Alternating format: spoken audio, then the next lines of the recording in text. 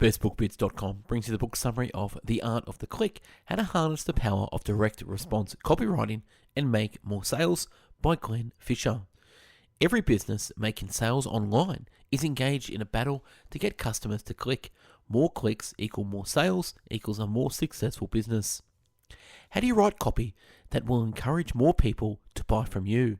How do you persuade customers over the line to make that final buying decision? What is the art of the click? To answer lies in the power of direct response copywriting. In this entertaining and highly readable guide, copywriting expert Glenn Fisher boils down over a decade of experience to present a huge array of techniques, tactics, and industry secrets to improve your copywriting, get more clicks, and ultimately get more sales. You'll discover the single thing that every great writer must do if they want to improve. How anyone can learn to write a headline that will stop all potential customers in their tracks. Where to find inspiration and how to feed ideas. How can you get a customer physically nodding along with every word you write? How to avoid waffle and make your copy more succinct. How do you write irresistible offers that no one can refuse? And much more. Pick up The Art of the Click now to improve your copywriting. You'll soon be wondering how you ever made a sale without it. Now, before we start this summary, we at Best Book Bits have done over 1,000 book summaries in video, written, and audio format. So check us out at bestbookbits.com. Watch us on YouTube and listen to us on Podbean. On with the summary. All great copywriters start here. All great copywriters start at a swipe file, a file that records a copy you have. A swipe file can contain both good and bad copy so you can take inspiration, and bad copy so you can avoid making the mistakes. That's the aim of a swipe file, to inspire and to avoid. The key to keeping an effective swipe file is not just keeping for the sake of it. Analyze each piece of copy in your file using the insights you'll learn in this summary. The importance of rote learning.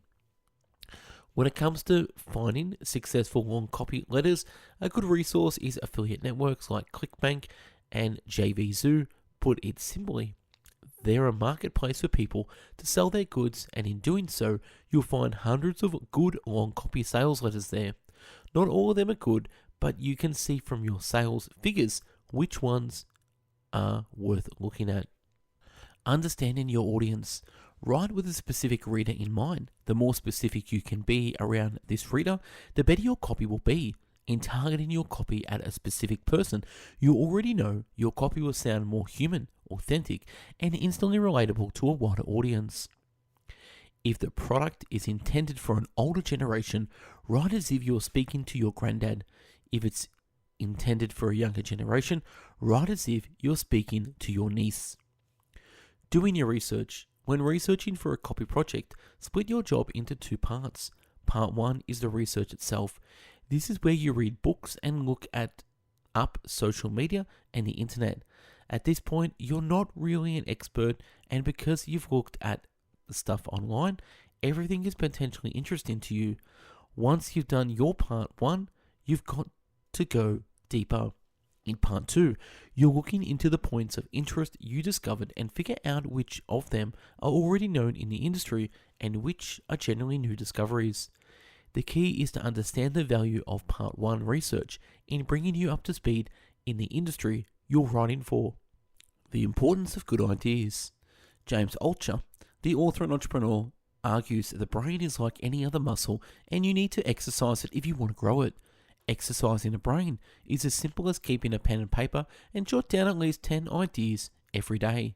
They can be completely random, either related to what you're working on or anything else that pops into your head. This daily ritual helps keep your brain active. Think about it for a moment.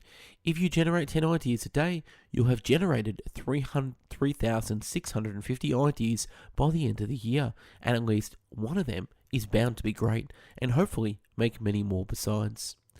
Features versus benefits. If you're writing copy in an industry you're not familiar with, don't just rely on your assumptions. It's possible to draw out some benefit yourself, but you'll be able to tap into much more interesting and authentic benefits if you speak to the people who use the product firsthand.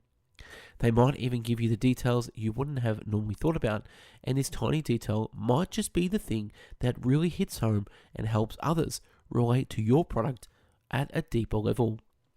Promise, picture, proof, and push. The 4 Ps, promise, picture, proof, push, is pretty universal. The key is to use the 4P as a guideline, not as a commandant. Sometimes to invigorate a piece of copy, you need to break the rules. If you find a copy isn't hitting the mark, try leading with a picture or a proof instead of starting with a promise, assuming the key elements are still included. Mixing up the order of the P's doesn't really make a difference. Urgent, useful, unique, and ultra specific. If you're ever stuck with a headline that's not working as well as you hoped, look at it again with the 4U.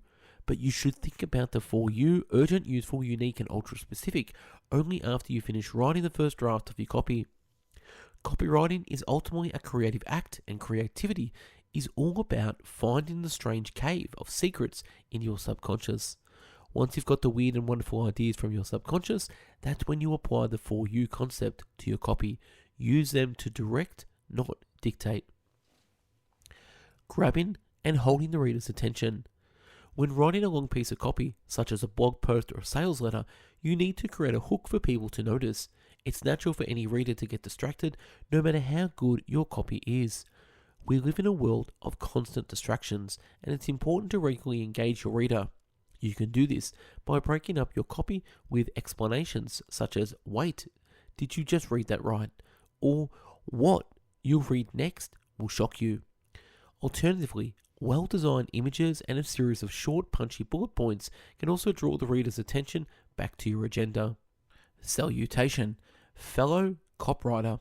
When you write any piece of copy, make sure you start with a salutation in your draft and finish off by signing it off, even if it doesn't have to be your name at the end. Doing so reminds you that you're writing for a human that will be read by a human. Even a basic salutation like Dear John helps remind you to keep things human.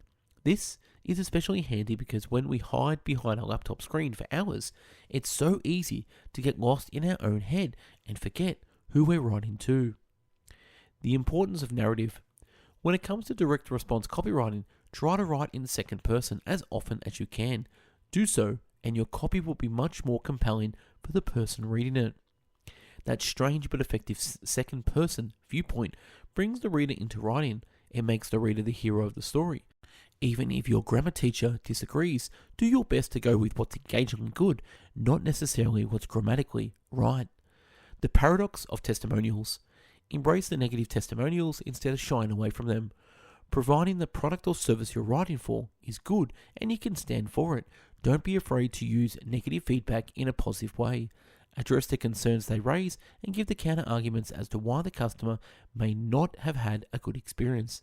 When done successfully, overcoming objections this way can be extremely authentic and compelling. Making an offer.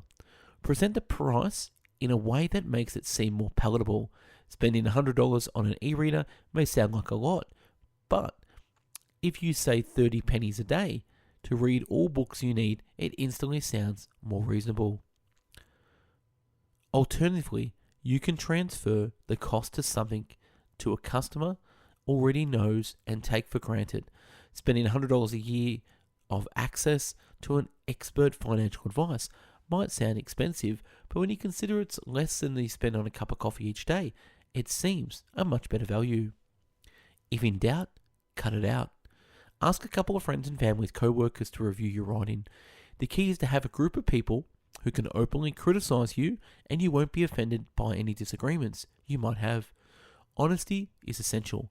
If you haven't got a peer group yet, try to cultivate one as soon as you can. It will make you a much better copywriter. Time management tips for writing copy. When you learn your content isn't working, before you throw it away, stop and think.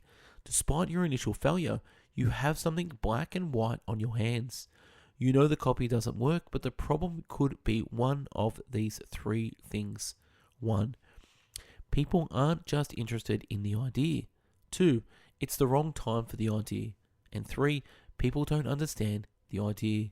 If people aren't interested in the idea, you'll only waste your time tweaking something that's fundamentally broken. If it's not the right time, again, you'll only waste your time convincing the time is right. In both cases, set your copy aside and make a note to revisit when the situation changes. The good news is if people don't understand the idea, you can try a different headline that more explicitly expresses the idea. If you don't see any improvements, chances are that people are not getting it, and now you can spend more time rewriting your idea so people do. Sell or share. Sure, copywriting is sometimes a lonely game, but as much as you want to picture the cliche image of a lonesome writer in their ivory tower, a good copy is never the product of a single person.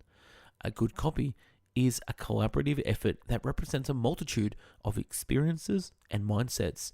So next time you lock yourself away with the laptop, think about it.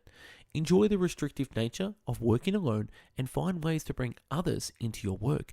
Be open to ideas and share yours too. You'll be almost guaranteed for a stronger copy.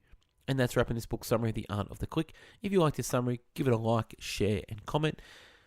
We at Best Book Bits again have done over 1,000 book summaries in video, written, and audio format. So follow us on bestbookbits.com, listen to us on Podbean, and follow us on YouTube. If you want me to do a book summary, comment on YouTube and I'll add it to the list. Thanks for watching and listening. Have yourself an amazing day. Take care. Bye-bye now.